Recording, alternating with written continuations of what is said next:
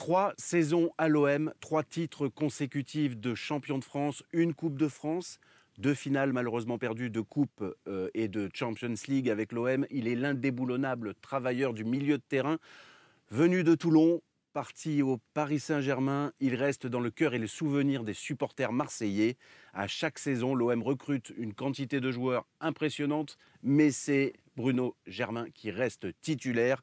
Il a réussi à s'imposer à chaque fois comme titulaire indiscutable. Et nous accueillons dans le Salon des légendes aujourd'hui Bruno Germain. Bonjour Bruno. Salut, bonjour. Comment ça va? Salut. Ça va, très bien, merci. Très heureux de t'accueillir dans le Salon des légendes. On est ravis. Parce que tu as participé notamment à 3 saisons extraordinaires à l'Olympique de Marseille, mais une 4e également, puisque tu es revenu aider le club alors qu'on était dans le dur en Ligue 2 pour le faire remonter. Merci beaucoup pour ça et merci d'être avec nous.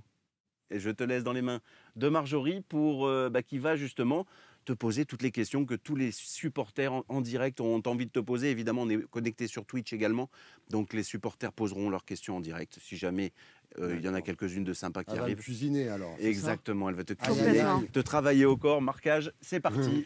Marjorie, Et oui, à toi Bruno, de donc jouer. merci d'être là. Et c'est vrai qu'on a envie de découvrir chacun de nos invités, de les connaître quand même plus ou moins en profondeur, ainsi que leur parcours footballistique et leur carrière. Donc parle-nous un peu de toi, du petit Bruno, et dis-nous si tu as réussi à atteindre donc tes objectifs concernant tes rêves d'enfant, s'il te plaît. Mes rêves d'enfant, oui.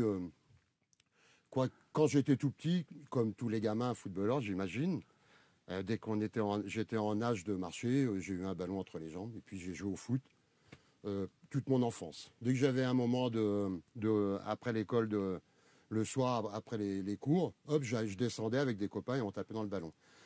Mais c'est vrai que je rêvais de jouer au football, mais peut-être pas de jouer au plus haut niveau. Après, c'est venu naturellement. En évoluant, les années passant, j'ai joué de club en club dans des niveaux supérieurs. Et vers 14-15 ans, je me suis rendu compte que j'avais des qualités et que je me disais, pourquoi pas continuer et pourquoi pas essayer d'aller jouer au plus haut niveau. C'est ce que j'ai fait d'ailleurs et voilà, sans regret. Donc bravo, magnifique. Mais d'où vient ce petit surnom, le petit maïs? Est-ce que c'était par rapport à la couleur claire de tes cheveux ou pas du tout? Peut-être, ouais, mais non, mais je sais pas, même pas. On me l'a pas trop. C'était à Orléans, je crois que c'était parti. Même pas. Ou Non, peut-être même pas. Pascal, ou le méta Ouais. de temps en temps pour Ouais, rigoler. c'est ça. Pour chambrer un peu. Oui, ou d'autres surnoms. Tu vois, dans le milieu du foot, on a tous des surnoms. Hein. Ouais, c'est clair. Chaque joueur a son surnom. Voilà. Alors, tu es un pur produit orléanais. Ouais. Tu débutes ta carrière dans un club local, Ouais. mais tu t'imposes très très rapidement en équipe première. Explique-nous un peu ce parcours. Eh bien, je suis un fils de cheminot, donc j'ai joué à l'USOPO, un club dès mon enfance, où j'ai joué pendant quelques années. Et ensuite, j'étais dans le club d'Orléans, à l'Arago d'Orléans, où à 16 ans, pratiquement, je jouais en 3e division. À l'époque, c'est la 3e division nationale. Donc, je n'ai pas eu la chance et le choix de jouer en junior. Donc, j'ai jamais fait, par exemple, la Gambardella. D'accord. Hein, T'as sauté la génération. J'ai sauté cette génération et j'ai joué tout de suite avec des adultes. Donc, je jouais à 15 ans, à 16 ans, avec des gens qui avaient 28 ans, 30 ans, avec des joueurs confirmés, des joueurs de qualité, mais des joueurs d'expérience.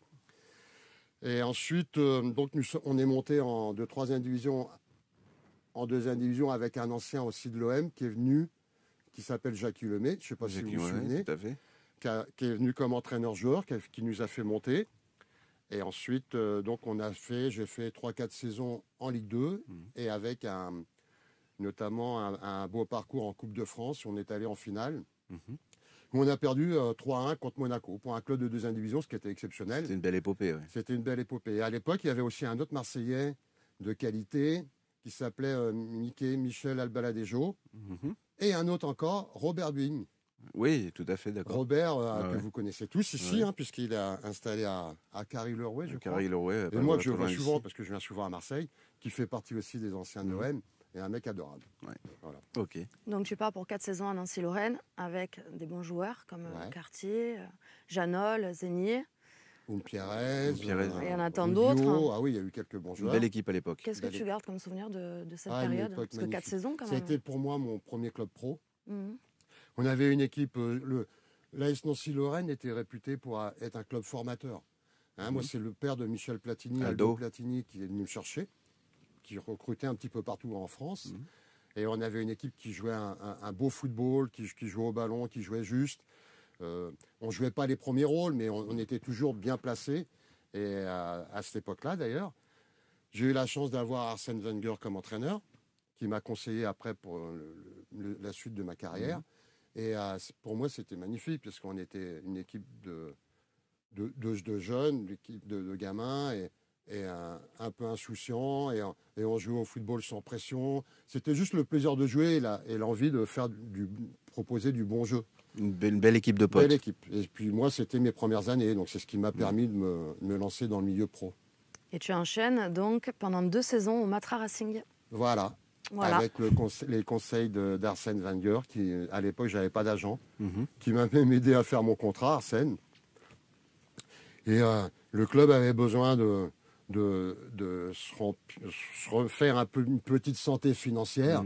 Et c'est vrai que leur habitude, c'était de vendre leurs meilleurs joueurs 1 an avant la fin de leur contrat, afin de pouvoir récupérer une petite rentrée d'argent. Donc je suis parti au Matra Racing, le club de Lagardère. Où tu t'es imposé. Où je me suis imposé, où là, il y avait aussi un bel effectif, parce que là, c'était le niveau au-dessus, avec d'autres moyens, avec Luis Fernandez, qui était à l'époque le plus gros salaire du club, de France, hein, du club et de France. Tout à fait. Avec des Maxime Bossis, Philippe Mahut, Thierry Tussaud, beaucoup d'internationaux, avec des étrangers, des très bons joueurs. Francescoli. Avec Lidbarski, je ne sais pas si Pierre Lidbarski, un joueur allemand énorme. Ruben Umpierre, Enzo, Francescoli. Pas des moindres. Voilà, quoi. On était une vingtaine, 20, 25 joueurs, des bons joueurs, Pascal aussi. Et où il fallait se battre là, vraiment, pour avoir sa place. Se faire remarquer. Se faire remarquer, gagner sa place et jouer, quoi. Et ça devient sérieux, parce qu'en 1987, donc, première sélection en équipe de France, face à la RDA. Ouais. Donc là, j'ai réussi avec Arthur Georges comme entraîneur à m'imposer dans cette équipe. J'étais arrière latéral ou milieu. Je montais, j'étais toujours devant. Donc j'ai eu la chance j'avais mis 5-6 buts dans la saison. Et on avait fait une bonne saison. Et là, l'entraîneur à l'époque qui était notre regretté Henri Michel, qui m'avait appelé. Et c'était en équipe de France, ma première sélection. Et ma dernière. C'était, d'ailleurs, vous avez raison Marjorie, c'est mon seul regret. Sinon, à part ça, j'ai eu que du bonheur dans ma vie. Le regret de ne pas pu avoir plus de matchs en équipe de France. Ok. Et tu penses que c'est lié à quoi? Déjà l'échec du Matra Racing, peut-être? Lié déjà à l'époque. Parce que j'ai l'habitude, moi, quand j'arrive dans un club, d'essayer de m'imposer, mais de pas à pas ou petit à petit, vous voyez. Et là, en équipe de France, il faut être bon tout de suite. Et moi, j'ai été un petit peu timide. J'avais pas été mauvais, mais j'avais pas été très bon non plus. J'avais fait un match moyen. Et l'équipe, en plus, se cherchait à cette époque-là. C'était une période difficile. Pas une forte équipe de France. Il aurait fallu que je m'impose davantage et je n'ai pas su le faire. Donc là, à cette époque-là, je n'ai pas été rappelé, ce qui est normal.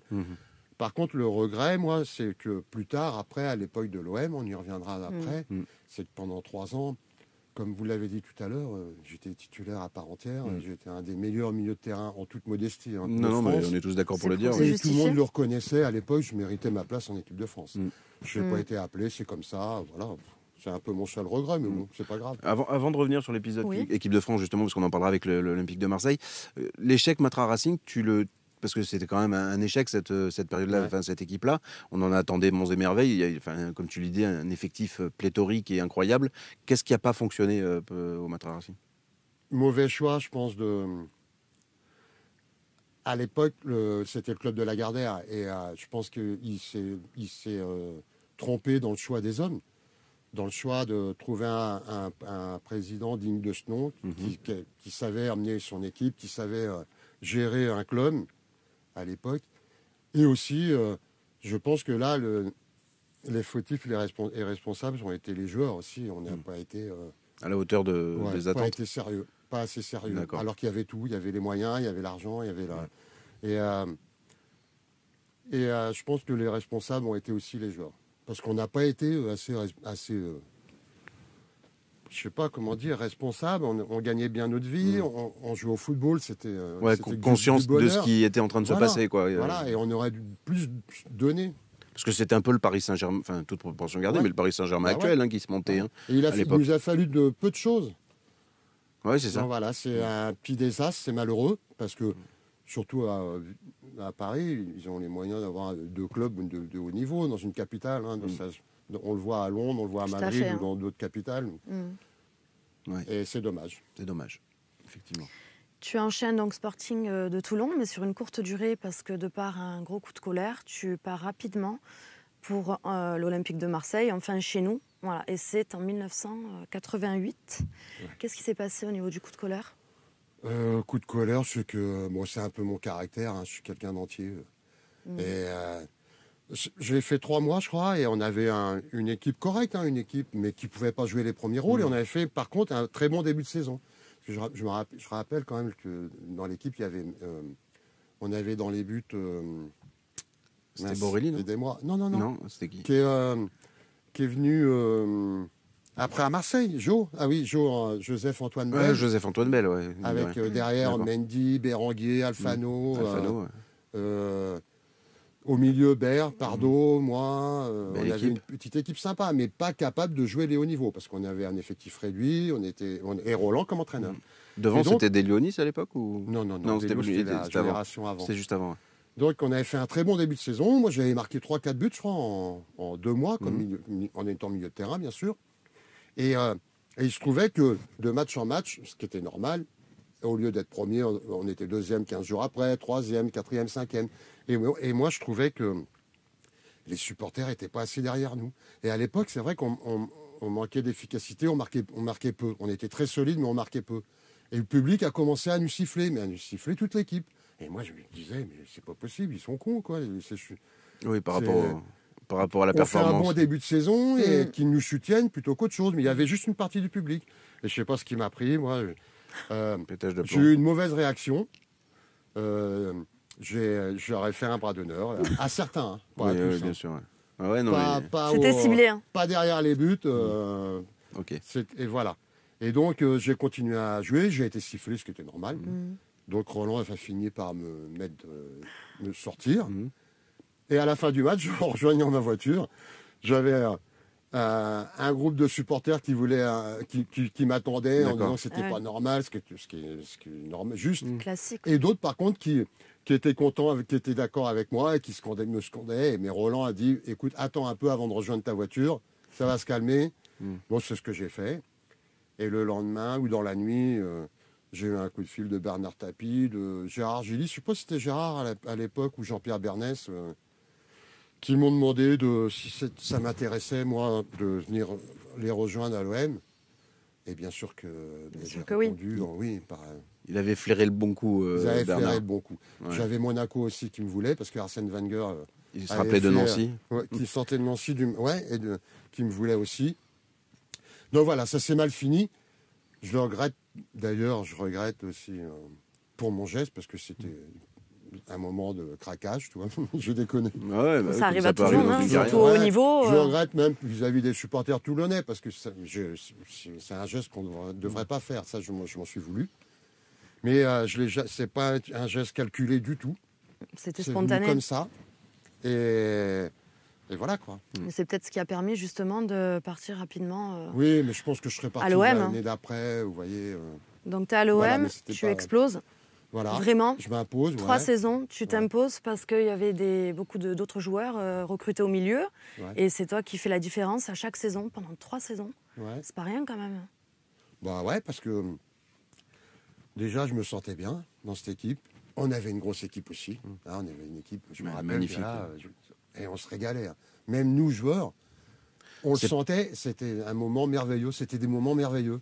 Parce qu'on sentait le même football, on jouait le même football. On était une équipe forte, hein, à tous les niveaux, physiquement, techniquement, mentalement, on avait peur de personne. Mais en plus, sur le terrain, c'était du régal, quoi. On était heureux de se retrouver. Une équipe de copains, en plus, faite que de mecs sympas, des mecs où on se retrouvait faire la fête, quoi. Faire la fête gentiment Ouais. après Oui, les matchs. C'est l'époque fêtarde. Hein. Ouais. Et un public, en plus, qui était derrière nous. Mais pas qu'à l'OM, en plus, parce que partout où on allait en France, on était adulés, les gens nous regardaient comme Des stars. on récitait notre football partout. Et je me rappelle qu'au stade Vélodrome, c'était magnifique parce que des fois, il y a des matchs où on gagnait 5, 6, 0, ou des matchs de Champions League où on faisait des gros matchs, des grosses performances. Les spectateurs restaient pendant un quart d'heure, 20 minutes à nous applaudir après le match. C'était fabuleux. C'était un spectacle. C'était un spectacle et on en était conscients. Donc voilà, j'ai pu m'imposer dans cette équipe, parce que c'était facile. C'est l'euphorie aussi. Hein. Comment? L'euphorie, L'euphorie, l'ambiance, les moi, supporters, voilà, je me tout le monde te sentais bien, pousse c'est à vrai, te surpasser. Je me sentais fort. Comme toute l'équipe, il y a C'est énormément ça, hein. d'individualités très fortes, un collectif de copains, comme tu le disais. Et c'était peut-être, cette période-là, les équipes de l'OM les plus fortes qu'on ait connues. Parce que beaucoup disent que cette époque-là, on était même plus fort sur le terrain. Qu'on aurait mérité Voilà. aussi bien, nous, la Champions League, parce que c'est vrai qu'on l'a fait une fois, on est allé en demi-finale, où on a perdu bêtement. On ne s'est pas qualifié, notamment avec un match aller exceptionnel. Hein, magnifique. Benfica, on a fait un match pareil, magnifique. Vous devez gagner 5-0. C'était trop beau, le stade bouillonnant, le stade plein, où on frappe. Moi, je me rappelle, Enzo, il frappe sur le poteau, moi, je mets une tête sur la barre. On doit gagner 4-1 ou un truc comme ça, et on reste à 2-1. Et avec un match retour, on se souvient tous. Avec la main de Vata, on se souvient tous. Donc là, c'était pareil, on faisait déjà partie des meilleures équipes d'Europe. Et l'année d'après, on continue de confirmer en allant, là, cette fois-ci, jusqu'au bout. Mais malheureusement, avec cette finale loupée qu'on connaît tous et qu'on regrette tous, Barry. Alors, on va y revenir juste pour remercier nos sponsors, notamment Héros de Santé et le SAT qui nous accompagnent sur ce projet, sur le Salon des légendes. Merci beaucoup. Et donc, cette finale à Barry, dont on en parle, donc on a beaucoup parlé avec les invités qui l'ont vécu, ça reste un traumatisme important pour toi? C'est quelque chose qui reste de temps en temps, tu y repenses encore à cette finale ratée? Qu'est-ce qui l'explique selon toi? Certains ont parlé de la non-titularisation de Pixie, notamment pendant cette finale, puisqu'on sait qu'il jouait contre son club, son ancien club, l'Étoile Rouge. Comment ça se passe pour toi, cette finale? Déjà, oui, ce que certains disent, je pense que Pixie aurait pu... On peut toujours le dire, hein, puisqu'on a perdu. Donc, a posteriori, c'est plus facile. C'est plus facile de dire non. C'est vrai que Pixie était un énorme joueur. C'est vrai, hein, il a des qualités incroyables. Mais bon, à l'époque, Goethals avait fait un autre choix, il faut le respecter, c'était comme ça. Après, cette finale, bon... J'y pense, oui, de temps en temps, mais maintenant... Oui, il y a prescription. Même quelques années, moi ou quelques années après, j'avais oublié.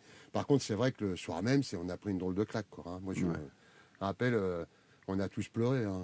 C'est normal. Plus différemment, il y en a qui ont pleuré sur le terrain, d'autres qui se sont cachés pour pleurer, mais ça a été un choc terrible parce que, putain, on était au-dessus d'eux. Tellement plus fort. Plus fort, et malheureusement, on a loupé cette finale parce que tactiquement, notre stratégie mise en place n'était pas la bonne, tout simplement. Alors, humainement, est-ce que et ça, c'est une question vraiment purement humaine, moins que sportive, c'est que, est-ce que tu en as voulu à un moment donné à Pascal Olmeta parce qu'il n'a pas arrêté un penalty, ou Manu parce qu'il en a raté un? Est-ce qu'humainement, on peut penser à ça en tant que joueur? Non, jamais. Bon, je pense qu'il n'y a aucun autre joueur de cette époque-là qui vous diront... Qu'il en veut un tel ou un tel. Ben oui, on est dans un sport co quand même. Oui, bien sûr. Gardien de but. Solidarité. Pascal, il avait d'énormes qualités. Bon, c'est comme ça. Hein. Il n'en a pas arrêté un. C'est tellement dur. Tout peut arriver dans le football. Tout peut arriver. Après, Manu, qui est un bon tireur de pénalty, ce coup-là, il s'est fait avoir. Il passe en premier. On l'a eu juste avant toi. Non, aucun... Ah ouais.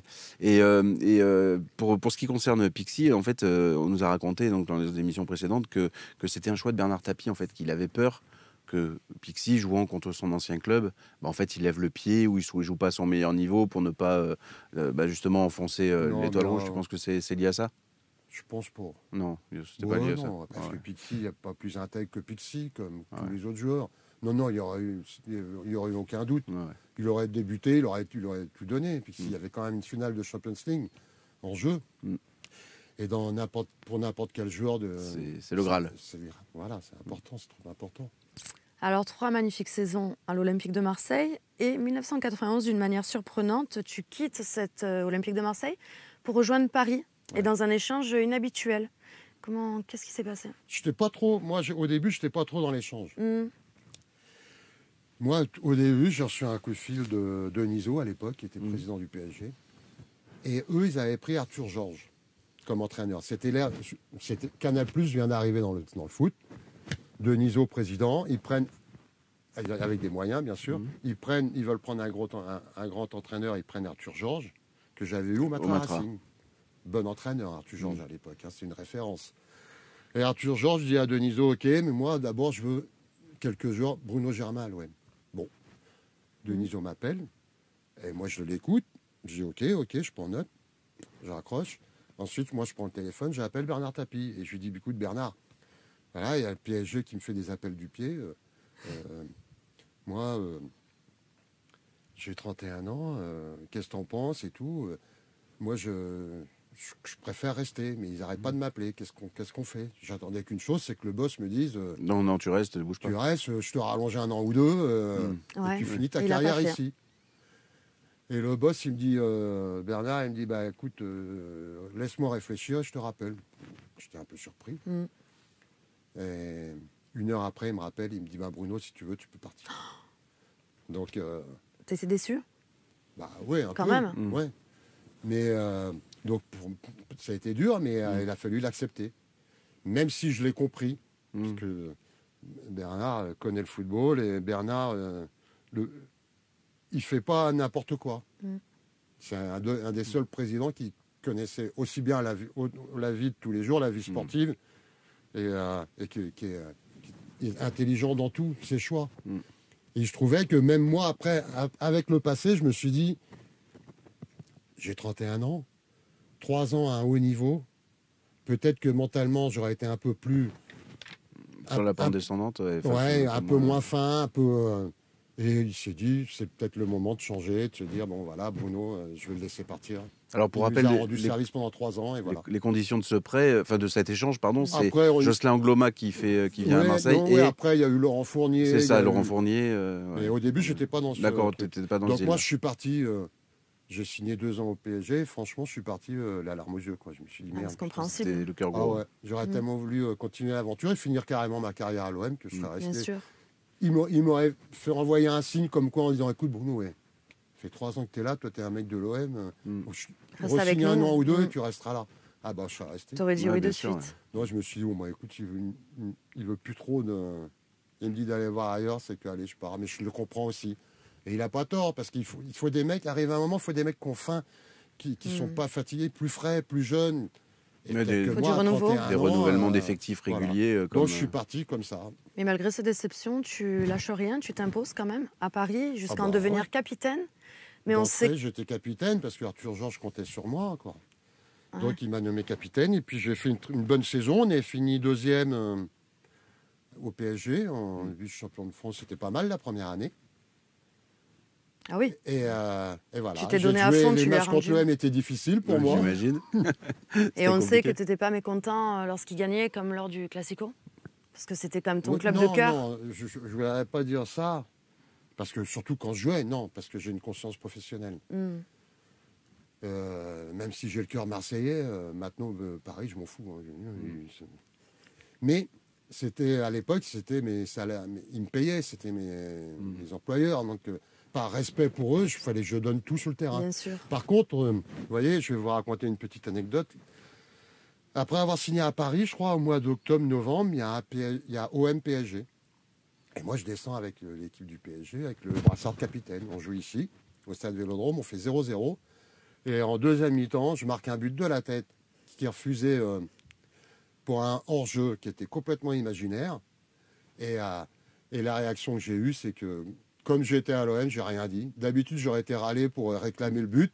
Et là, je me suis dit, bon, c'est pas grave. Hein. 0-0, c'est bien. On reste à 0-0, c'est pas grave. Par contre, vous voyez, parce que j'avais le cœur marseillais, je l'ai toujours eu. Mais par contre, j'ai tout donné parce que je peux pas me permettre d'être malhonnête vis-à-vis d'un club qui vous paye. Quoi. Bien faut sûr, être ouais. respectueux de... Et puis même sportivement, de toute façon, quand on rentre sur un Bien terrain, sûr. Voilà. on Il y a y le va fair pour play gagner. et le respect. Voilà.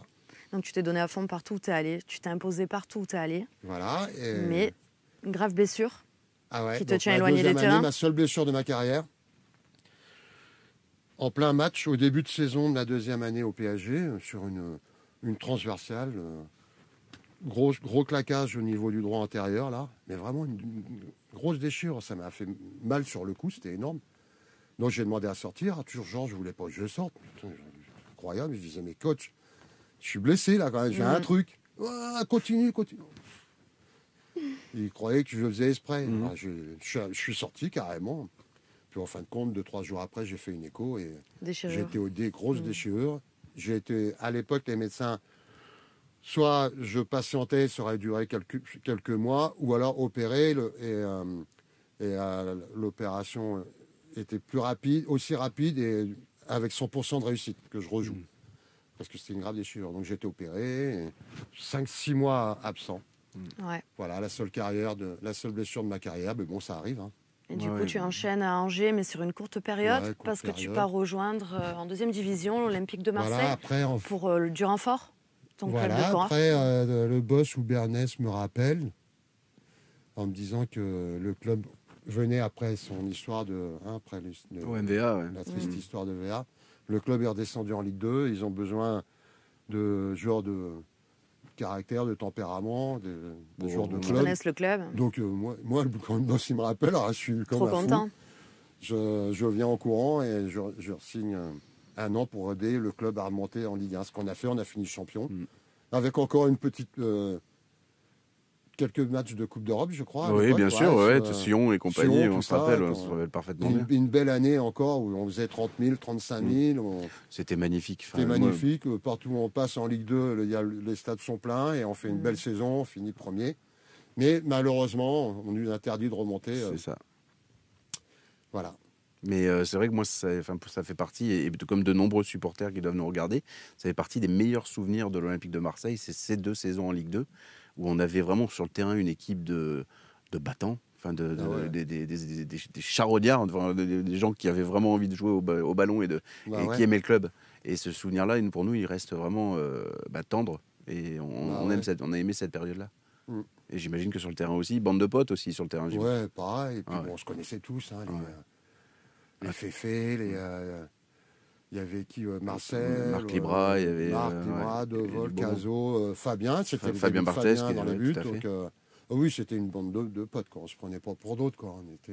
On était là avec notre seule ambition, c'était de réussir sur le terrain, faire monter le club et de profiter. Il y a une question sur le chat qui nous dit c'était qui le meilleur, Germain, Pardo ou Dib sur le terrain? Vas-y, mais t'as le droit. Non, mais t'as le droit de dire moi. Non, mais même pas, parce que c'est pas mon caractère. Ils ont fait leur carrière et des belles carrières. Bernard, Marcel et moi, on a joué ensemble. C'était complémentaire en plus, le pire. On était complémentaires et voilà, on était un peu différents. Voilà. Vous aviez un point commun quand même, c'est que ça déménageait sur le terrain. On avait ce point commun-là, et surtout un autre point commun, c'est qu'on était tous des bons vivants. Des bons fêtards. Bien sûr. Tout à fait. C'est vrai. C'est important. Mais ça se sentait aussi. C'est quand on parlait. On était à égalité. Oui, tout à fait. À égalité sur vous étiez tous au même niveau. Voilà. Comment expliques-tu, Bruno, que toute cette ancienne génération des joueurs de l'OM ont autant d'amour pour ce club, sont autant attachés? Qu'est-ce qui fait vraiment, si tu avais une chose à nous citer qui fait que tu aimes vraiment ce club, ce serait quoi? Intérieurement, comme souvenir, c'est le public, je pense que avant tout, c'est le stade, la beauté du stade. Bien que moi, je n'ai pas connu ce stade-là, c'est magnifique, mais le stade précédent, ça a marqué, franchement. D'ailleurs, beaucoup de joueurs le disent, quand les gros matchs, le Milan AC, tout ça, Benfica, quand le stade était plein, il y avait un boucan terrible, ça faisait du bruit, c'était impressionnant. C'est ce stade, c'est la ferveur des supporters. Qui te pousse vers le haut. Puis cette passion qu'on voit, mais partout, pas que dans le stade. Après, dans la semaine, tout ça, c'est magnifique. Oui, ça marque toujours. Après, il faut que les résultats soient là. Et moi, j'ai eu la chance. J'ai fait 4 années à l'OM, j'étais 4 fois champion. Je connais pas pas de problème. Les plus belles années, quoi. Que des belles années. Et non, puis c'est méditerranéen. Moi, j'aime bien la mentalité. J'aime bien l'état d'esprit des sudistes. La grinta. La grinta, le chambrage, la rigolade, et puis j'aime bien ça, de ne pas se prendre au sérieux. Voilà, c'est mon état d'esprit, c'est mon trait de caractère aussi. Alors depuis, tu suis l'actualité de l'OM, Ouais, surtout depuis la signature donc, de ton fils, Valère. ouais. Et qu'est-ce qui, selon toi, n'a pas fonctionné dans le projet proposé par McCourt? Jusqu'à présent, en tous les cas. Oui, jusqu'à parce que ça a été présent. un peu compliqué. Bah, c'est difficile. C'est difficile parce que moi, je pense que le football a changé quand même maintenant. Malgré tout, par rapport à mon époque. C'est que le football est tellement lié maintenant aux conditions financières que peuvent porter un club. Et c'est la base de tout. C'est vrai, même si on peut critiquer, c'est vrai que l'OM a un budget assez conséquent, mais c'est jamais facile de recruter, c'est jamais facile de ne pas se tromper, de choisir un bon président, de choisir un bon entraîneur, de choisir des bons joueurs. Et donc c'est vachement aléatoire le résultat d'une équipe. Et je pense que ça va devenir de plus en plus difficile, c'est vrai, parce qu'il faut de l'argent, il faut un budget, il faut des gens compétents à leur poste, et alors voilà, aux bonnes places, et faut pas se tromper. Pas faire d'erreur. Ce que tu Pas avais faire d'erreur. un peu ce que tu avais connu au Matra Racing, avec pourtant Voilà. un beau projet Voilà. et un peu d'argent quand même, malgré tout. Parce que quand McCourt arrive, il a quand même il met une belle enveloppe dans le club de recrutement. Et la mayonnaise prend pas et ça a du mal à décoller. C'est pour ça que je sais pas, ça serait tellement facile de dire moi je. Il y a tellement de conseillers, il y a tellement de mecs qui disent des trucs à l'extérieur que franchement, moi je vous le dis, mettez-vous à la place d'un président, d'un entraîneur et tout, c'est pas facile. Même des joueurs, c'est pas facile. Donc là, c'est vrai que les résultats sont pas là. Bon, on n'est pas non plus, c'est pas non plus. On est cinquième. Je pense qu'on va finir cinquième. Ça serait bien de finir avec la place européenne. Après, au contraire, je sais pas, faut qu'il y ait du calme, il faut laisser travailler les gens en place. Et comme vous avez dit tout à l'heure, il faut peut-être que le président fasse appel à quelques anciens, avoir de bons conseils, sans vous voyez, avoir des a priori ou penser uniquement au club, que club. Et ça peut être utile aussi, je pense. Alors justement, selon toi, la nomination de Pablo Longoria et l'arrivée de Sampaoli, est-ce que ça peut contribuer à un bon fonctionnement aujourd'hui de ce club? Déjà, l'arrivée du coach, ça a déjà apporté, parce que c'est vrai qu'il fallait faire quelque chose. Mais ce qui est dommage aussi et regrettable, tout le monde le ressent, c'est qu'il y a des joueurs qui ne sont plus les mêmes. C'est malheureux, mais ça ne devrait pas. Ah non, c'est sûr. Enfin, Villas-Boas, à l'époque de Villas-Boas, qui était un bon coach aussi. Et puis maintenant, il y a des joueurs qui sont transformés. Donc là, ça, c'est pas bien non plus. Tout à fait. Quand on est joueur professionnel, il faut être régulier. C'est sur une année entière. Il faut être bon. Il faut être irréprochable. Et là, je pense que c'est pour ça que l'arrivée d'un nouveau coach, ça fait du bien. Parce qu'il y a des... Oui, ça remet un petit coup de pied au cul. Voilà, il y a des joueurs qui ont besoin de se faire voir. Et tu as des joueurs qui sont transformés. Et tant mieux parce que les résultats sont revenus. Mais c'est vrai que ça peut, en observant la situation, tu peux en vouloir un petit peu à ces joueurs dont tu parles, sans forcément les citer. C'est dommage parce que tout le monde aurait pu faire mieux, je pense, et on aurait eu des résultats un peu meilleurs. Certainement. Et éviter peut-être ce qu'il y a eu comme débordement ou autre. Donc voilà, après, le président, je ne le connais pas bien, mais bon, il faut lui laisser le temps de travailler. Le coach, moi, je pense que pour l'instant, ce qu'il propose, c'est bien. Il a de la personnalité, il en veut. C'est pas plus mal parce que les joueurs, il faut les bouger un peu. C'est malheureux, mais certains ont besoin d'avoir quelques coups de pied dans le cul pour avoir tout donné. Bien sûr. Et un entraîneur comme ça, je pense que ça peut apporter. Il est là pour ça, d'ailleurs. Ouais. Après, voilà. Il est sous coup. Alors, avec ton fils, vous êtes passés tous les deux par l'Olympique de Marseille. Vous avez des points communs, positifs ou négatifs, mais un qui est malheureux, c'est celui de ne pas avoir remporté une Coupe d'Europe. Une défaite en finale de Coupe d'Europe. Voilà. Est-ce que, justement, je me permets, Marjorie, est-ce que justement de toi l'avoir vécu à peu près de la même façon, est-ce que ça t'a permis de trouver les bons mots pour Valère, parce que j'imagine que pour lui ça a été une énorme déception. On se souvient et on en parle souvent encore malheureusement de son occasion manquée lors de cette finale. Voilà, c'est ça. Est-ce que toi, tu as justement, fort de cette expérience, réussi à trouver les bons mots pour lui remonter le moral et lui faire vivre, lui faire passer le cap, quoi. n'importe qui aurait fait à ma place. Hein. Comme n'importe quel papa. Voilà, tout à fait, Ouais. uniquement Que tu sois comme passé père. par l'OM ou pas, Voilà, t'as uniquement trouvé les mots. comme père. Et puis voilà, de toute façon, le réconforter, de lui dire que bon, ça arrive. Hein. Mm. Comme tu parlais tout à l'heure du pénalty loupé de Manu ou des pénaltys non arrêtés par Pascal. C'est le sport, hein, c'est ce qui peut arriver à C'est n'importe quel l'histoire du sportif. Bien sûr. Et si on ne veut pas les rencontrer, ces moments-là, il ne faut pas faire du sport, au moins à haut niveau. Il faut rester à jouer avec des copains dans le champ derrière Ouais. chez soi. Mm. Ça fait Assumer. partie d'une carrière d'un joueur de haut niveau. Donc voilà, oui, donc j'ai parlé, mais voilà. Et après, j'ai un fils qui sait prendre du recul, j'ai un fils qui a les pieds sur terre, qui est bien dans ses baskets, donc ça va. Donc ça va pour lui. Mm. Oui, comment t'expliques également que pendant cette période, donc la période de Valère à l'Olympique de Marseille, pour parler de lui, on l'a jamais mis dans les meilleures conditions, on l'a jamais fait jouer à deux devant. Parce qu'on a observé, nous, par le passé, que ce soit à Monaco ou à Nice, qu'il était souvent accompagné d'un deuxième attaquant. À Marseille, on l'a jamais mis dans ces conditions-là. Est-ce que tu penses que c'est en partie lié à ces contre-performances relatives pendant, justement, quand il était isolé Pourtant, il à avait l'attaque réussi ses débuts de match, ses débuts d'année, là. Il avait réussi un triplé, même d'entrée. Les premiers matchs de championnat, il avait été bon, mais c'est comme ça. Moi, je me rappelle qu'à l'époque, Rudy Garcia le voulait à tout prix et lui avait dit Valère, t'inquiète pas, on jouera un attaquant, mais on jouera aussi à deux attaquants, comme tu sais faire, là où tu es le mieux. Et puis, ça s'est jamais réellement produit. Donc voilà, c'est comme ça. Mais c'est vrai que l'OM n'a jamais joué comme ça dans le passé. C'est vrai, c'est pas une équipe, c'est pas comment dire. L'OM, c'est droit au but, c'est droit devant, on joue avec un attaquant et tout, et on attaque. Et ça n'a jamais été dans leur mentalité. Non, on n'a jamais joué en 4-4-2. C'est rare dans le ouais, passé, c'est vrai, hein. c'est très rare, ouais, tout à fait. À l'échelle, j'ai Donc même pas voilà, souvenir, bon, ouais. après, Valère a choisi de venir parce que c'est son club. Il adore l'OM, il est né à Marseille, depuis tout petit. Il voit que par l'OM, que quand Rien il a que d'y été être, il est appelé, heureux. bah oui, voilà. Une dernière question à ce sujet, parce qu'après on va revenir sur ta carrière à toi, parce que c'est pour ça que tu es ici.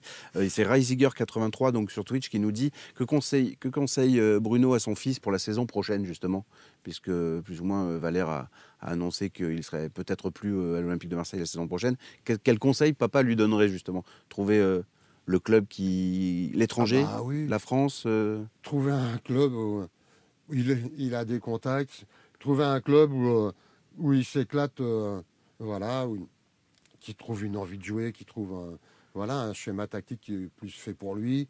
Et je pense que il n'y aura pas de souci, il va trouver. Parce qu'il se retrouve un petit peu au même âge que toi, finalement, à Paris. On se rappelle à 31 ans, 31, à 31 ans, quand Paris t'appelle Bah ouais. pour cette Ouais. expérience-là. C'est un petit peu le même âge charnière, disons, que du dernier gros contrat, celui qu'on appelle le fameux dernier gros contrat. Donc, c'est papa Bah qui oui, conseillerait. voilà. Et puis, il aura fait son temps. Et pour lui, l'OM, ça restera toujours dans son cœur. Quoi qu'il arrive. Et voilà, il fera comme le petit Lopez, comme on en parlait tout Tout à à fait. l'heure, trouver un autre club où il va s'éclater, Il va s'épanouir. il va s'épanouir, et puis... Et une expérience à l'étranger, toi, ça t'aurait tenté, justement? ouais. Ouais. C'est aussi un autre regret. Un autre quand même. regret, ouais, Mais justement. nous, à notre époque, on ne partait pas. C'était beaucoup. Bah oui, avec 3 La étrangers loi déjà par Bosman équipe. n'était pas encore apparue. Il y a Jean-Pierre juste qui est parti une année après à Milan, ouais. au Milan, mais on ne partait pas. Mm. Ah ouais, moi ça m'aurait plu. Ça aurait été sympa, ouais. Découvrir un autre football, découvrir une autre mentalité, une autre culture. Et t'aurais choisi quoi comme ça, à l'époque, dans l'idéal, je parle, est-ce que c'était plutôt le football espagnol? Angleterre, Espagne, ouais. D'accord, parce que de là, on déduira un petit peu quel conseil tu pourrais donner à Valère pour son expérience personnelle. Mais toi, Ouais. t'aurais aimé découvrir le championnat anglais Ouais. ou espagnol, ouais, ça aurait Ouais. été italien peut-être aussi. Bah, de toute façon, Ouais. c'était des championnats Ouais. majeurs à l'époque aussi. Hein, donc, c'est le petit regret que tu Ouais, nourris. ouais.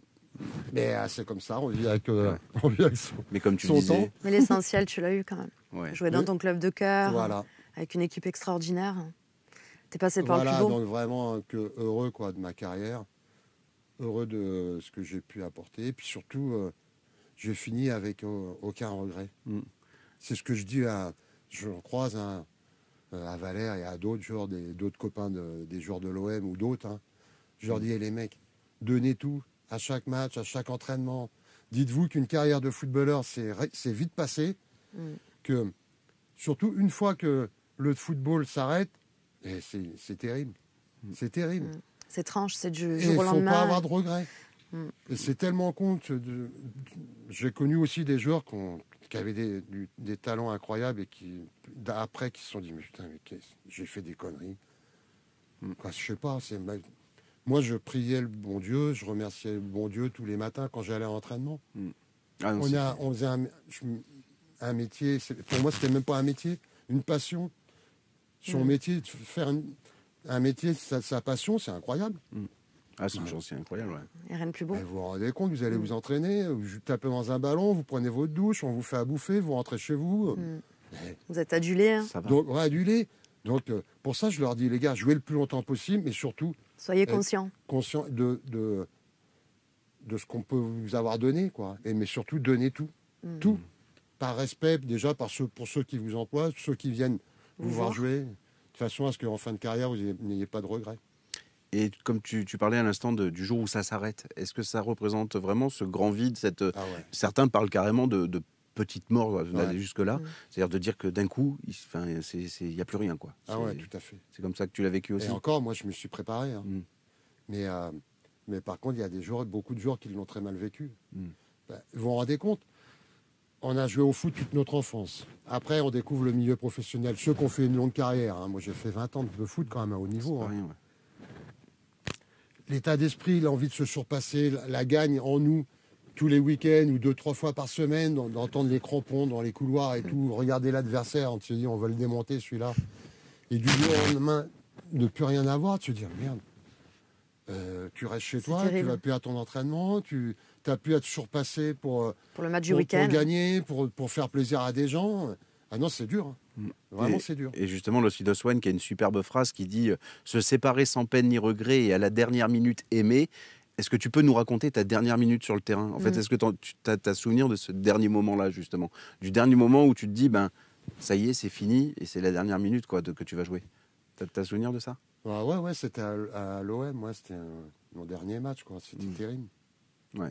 Terrible parce que je savais que ça allait me manquer énormément. Ouais, on le ressent là tu d'ailleurs. le savais déjà, Hein, c'est très émouvant sur le plateau. Hein. L'émotion Ouais, on ressent l'émotion. C'est normal, c'est quand même de la magie d'un coup qui s'arrête. Et du coup, cette carrière-là, elle te manque pas aujourd'hui, le retour sur le terrain Ouais. Je vais craquer. Ça te manque un petit peu. T'aimerais retrouver les vestiaires ou... Mais ça fait du bien de repenser à tous ces beaux moments aussi. Hein. C'est vrai que tous ces beaux moments de carrière, tous ces moments extraordinaires, c'est tout de suite 20 ans de ta vie, donc c'est pas rien, quoi. C'est pas rien. C'est impressionnant. C'est impressionnant.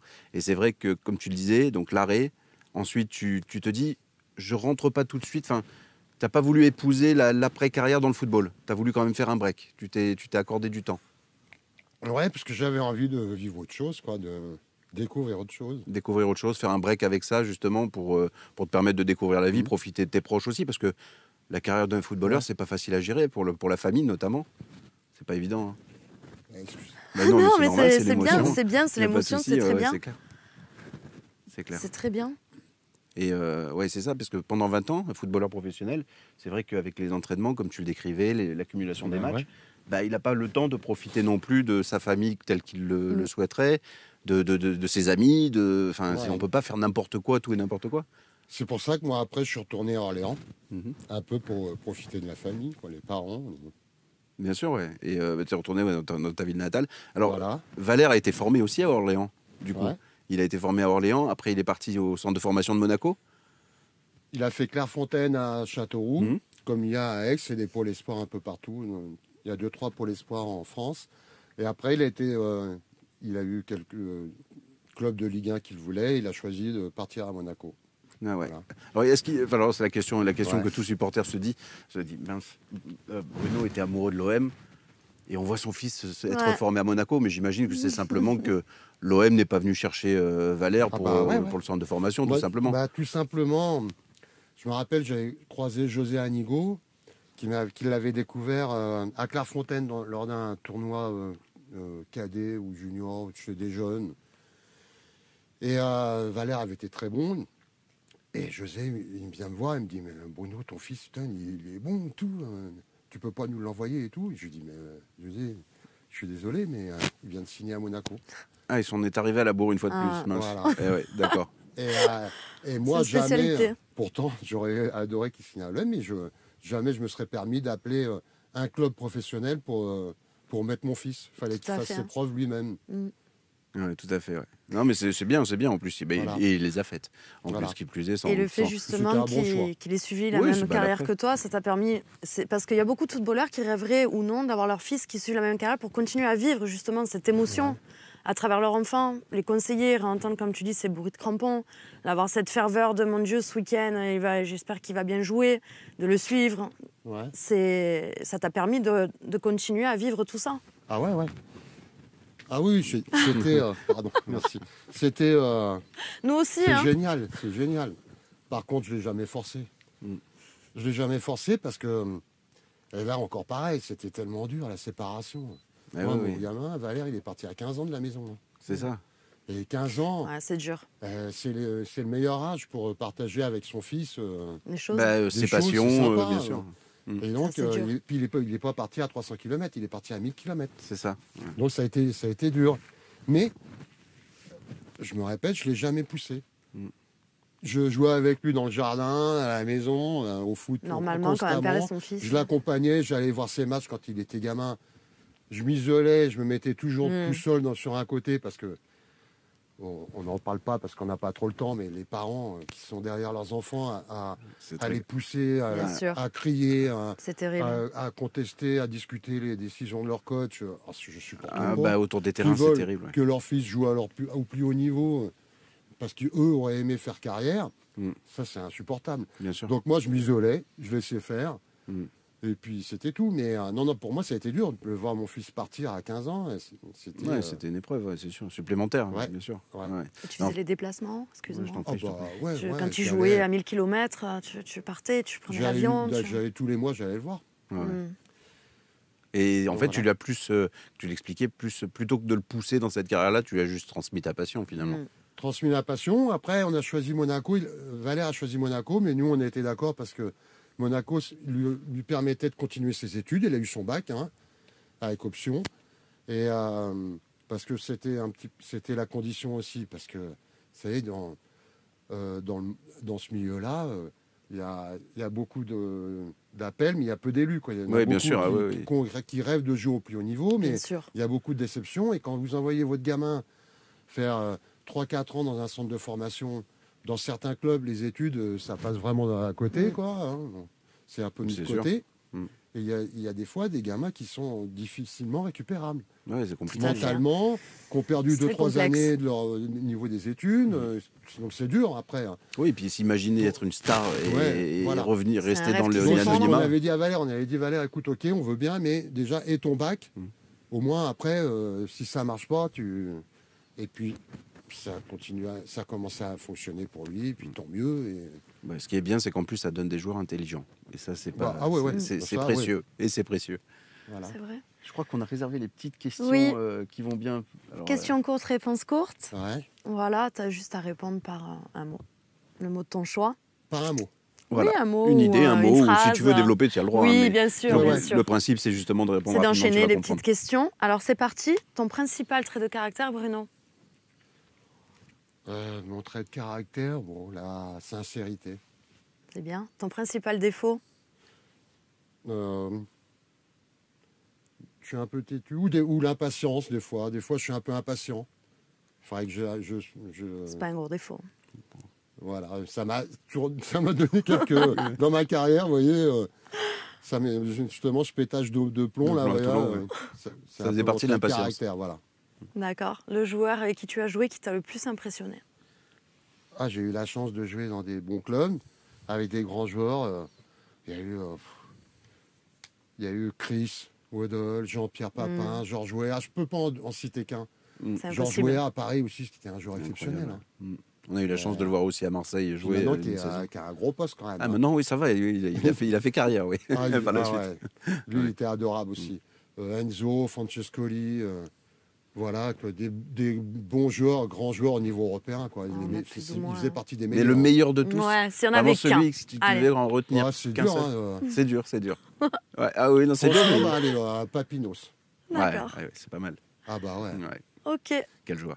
Le joueur le plus fêtard, à part toi. Ah non, non, mais Fêtard, ouais.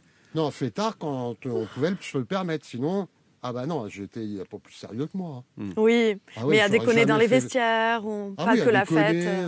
bon, ah, si- Le ah, plus, sinon, non, j'ai trop. Mais ça aussi, on le trop sent chez respecté. Valère. Hein. Ça aussi, tu lui as Donc, transmis Ouais. au le plus sérieux. Fêtard. Ah, je veux dire,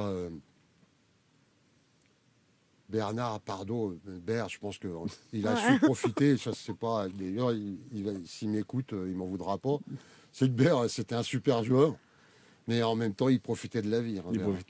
Plus que nous. Mais il a bien fait. Ouais, ouais. Voilà. Alors, ton super pote dans le football. Ah, j'en ai Ton plusieurs, camarade. mais à Marseille notamment, avec Jules. Ouais, Daniel. Avec Jules, ouais, Daniel. L'entraîneur que tu as préféré. Celui avec qui le courant a bien passé. Tu te sentais bien. Là, c'est pareil, c'est difficile parce que j'en ai eu plusieurs. Ah oui. En plus, j'avais la chance de jouer, donc pratiquement C'est tout le bien. temps, donc c'est dur de. Si tu devais choisir un entraîneur qui construit une équipe aujourd'hui avec les anciens joueurs, tu prendrais lequel? Donc, celui sur Ouais. qui tu prendrais le plus de choses pour aujourd'hui, par exemple, si tu étais entraîneur, le plus de choses que tu aurais retenu Ouais. de son apprentissage ou de ses... Ah, j'en ai deux. J'ai regretté Raymond Goethals, et puis Gérard Julie aussi, qui était sympa comme tout. D'accord. Et celui que tu regrettes le moins? Que je regrette le moins, L'entraîneur, oui. ouais. Avec qui c'est peut-être le moins bien passé. j'en ai pas. Non, Franchement. Ah, c'est bien. C'est rare. Dans le milieu du foot, c'est dur. Hein. On a toujours un entraîneur Ah ouais avec qui on a moins de courant, moins de confiance, moins de dialogue. Ouais, non, mais moi j'ai eu de la chance d'avoir des bons entraîneurs, et puis des mecs sympas, des mecs. Les sélectionneurs de l'équipe de France qui t'ont pas retenu, peut-être, finalement. Même pas. Par la suite, non, même pas. Henri Michel. Non, lui, il t'a retenu. Ouais, ouais. C'est plutôt ceux de derrière qui ne l'ont pas fait, plutôt. Bah, après, c'était Michel Platini. Ouais. Michel, c'est un copain, moi. Ah ouais. Mhm. C'est dur de. Il aurait pu faire un effort, quand Ouais, même. franchement. Bah, je lui ai dit, Ouais, bah tu oui, l'as hein. dit. Mais Il aurait combien pu de faire. fois il m'avait dit après, une fois ma carrière terminée, il y avait déjà 4-5 Marseillais qui étaient en équipe de France, il me prenait, ça en faisait un de plus. Tapis, même je suis sûr que Bernard, il avait peut-être dû dire à Michel, arrête de nous prendre tous les joueurs, parce que ça faisait Ouais, c'est vrai qu'il y a toutes les des matchs en plus, ça faisait des déplacements en plus. Ah oui. Ton personnage de fiction préféré, ton héros dans un film, Je celui sais que pas tu aurais trop, aimé ouais. être Oh, étant jeune. Aujourd'hui. Oui. Ou d'ailleurs. C'est vrai, on sait pas. Colombo.